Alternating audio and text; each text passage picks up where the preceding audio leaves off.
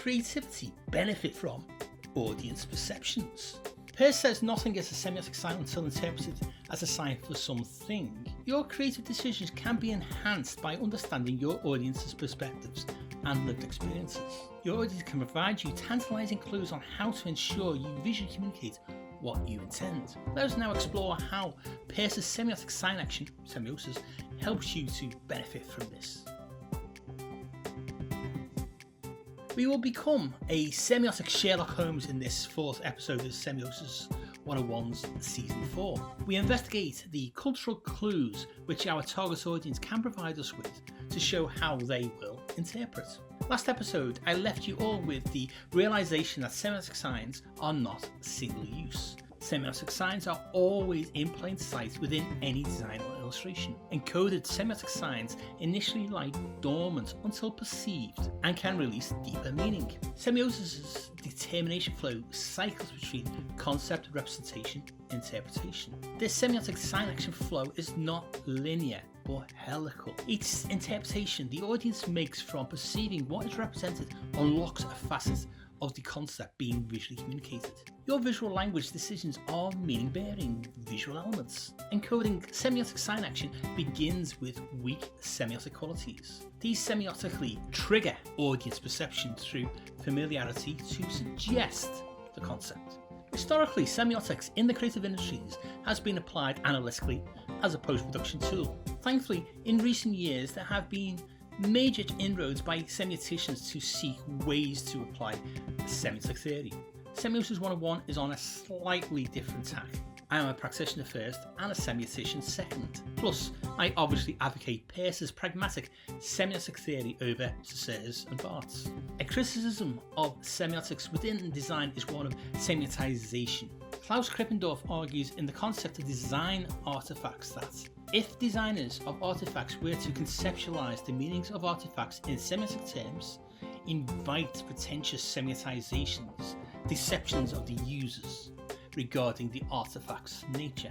I do not intend to enter this debate directly. My practitioner-led designer-centric focus on Peirce's theory is not a semiotization of intended meaning. Semiosis is not first-order thinking. As I've laid out, semiosis is dependent on the audience to be successful. Meaning is semiotically encoded and released through helical cycles of interpretation of the representation of the concept. A creative will use their visual language to visually communicate the intended concept through their aesthetic. However, this is not semiotization as Krippendorf frames it, nor is it a post-production analytical deconstruction. Semiosis is semiotic sign action between creatives and the audience. So let us move beyond semiotization or deconstruction to actual semiotic sign action. As Peirce clearly states, nothing is a semiotic sign until interpreted. The visual language a creative uses to visually communicate the concept a client desires is rich in semiotic signs, whether the creative is aware of encoding them or not. Any meaning these signs suggest remains dormant. Meaning is always dormant until perceived as meaningful. The cycle of semiosis between concept, representation, and interpretation does not end at interpretation.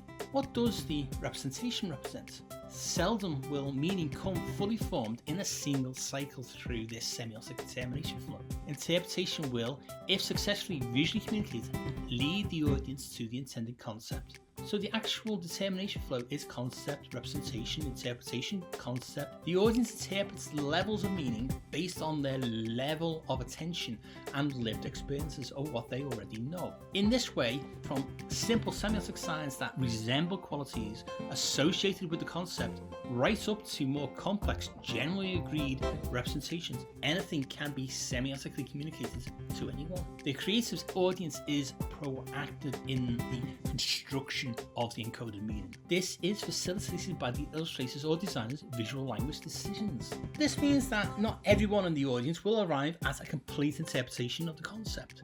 However, the target audience can still interpret facets of the concept from encoded semiotic sign action attuned to different levels of audience perception. All I have outlined here is the audience's subconscious perceptual process framed within Peircean context. These levels of interpretation based on audience perception are very subtly semiotically structured. I mentioned in the previous episode the immediate dynamic and final states of interpretation and the phenomenological states of persis, firstness, secondness and thirdness. Check out the relevant YouTube playlist to find out more. On Semiosis 101, I am clearly focused on connotational rather than denotational meaning. I'm not talking about whether an image of a dog communicates dog, rather what this dog image is really trying to communicate. Let me explain in simpler terms. We are not concerned with this is this. That is denotational. A child's book that says D is for dog is denotational. If an image of a snarling and fierce dog is on a wall outside a compound, that is connotationally communicating something more than dog, is it not? Both communicate dog. Yes, what I've just described is signage. However, semiotic signs are not signage, but signage uses semiotic signs. Check out episode 2.1 on this distinction. Semiotics is concerned with more complex meanings being visually communicated.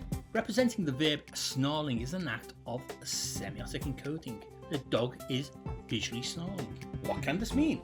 We are always trying to find ways of using what we see to really communicate the actual concepts to our audience. Why? Why bother? Why not just say or show this when we mean this? The world is not black and white.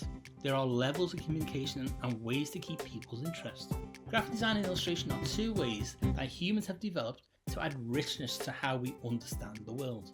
Advertisers long ago realised that saying buy beans does not result in people buying beans. Or if you want to read more about this, then check out the Semiosis 101 semiotic resource on Ghost. Link is below in the description. People want to be engaged. Visual communication design is essentially enriching on many levels. The audience wants to be treated intelligently and not patronised. Applying semiotic sign action into designs and illustrations stimulates more than the audience's senses of sight, touch, etc. The stimulation of the emotional, the intellectual, and the desirable are also important aspects of effective visual communication. Semiotic sign action helps illustrators and designers to qualitatively engage directly with the target audience. You creators decide what the audience sees in a design or illustration. However, what the audience perceives from what they see is based on their lived experiences. Meaning is interpreted from what the audience already has experienced. More complex meaning evolves from this point. Semiosis helps facilitate audience perceptions towards interpreting the intended concept by how you creatives craft your visual language. From initial weak semiotic qualities of mark, colour, shape, etc., your audience's attention can be subconsciously hooked and retained. E.g., that quality makes me think of X. Is it about X? This is where understanding your audience's cultural clues is crucial. From subconsciously hooking the perception with the visual language, the visuals can begin releasing more meaning as the audience subconsciously interprets. Of course, a single weak semiotic quality cannot on its own visually communicate complex concepts such as the Gettysburg Address. Neither can the letter G on its own communicate a complex thing. This is why we refer to the aesthetic we create as a result of the visual language we choose. Complexity of meaning grows from simple building blocks. Semiosis helps you to semiotically encode the means to unlock the meaning. Any meaning lies visually dormant in plain sight until perceived. That perception needs triggering, but interpretation needs time. From a pragmatic perspective, the aesthetic choices you make in the visual language you choose needs to retain your audience's attention. In the spirit of this season's theme of a semiotic frame of mind, I asked the question, how will our creativity benefit from audience perceptions? Contrary to creators making semiotizations in their work that forces the audience to accept only what the creative says, semiosis, if applied mindfully, puts the creative and audience into a mutually beneficial communicational situation. If you've got this far with me, you may be thinking, fine, how do we do this if we never meet our audience? Next episode, we will explore how the logic of design can help us. So subscribe to be notified when this next free episode is published, or become a Semiosis 101 producer on Patreon and watch all future episodes months ahead of YouTube with other exclusive producer-only content. Hint, hint. See you all again for the next Semiosis 101 episode. Semiosis 101 is unique in helping illustrators and designers to semiotically enhance your visual communication skills. One designer-centric semiotic video at a time. Remember to hit subscribe to be notified when the next episode hits.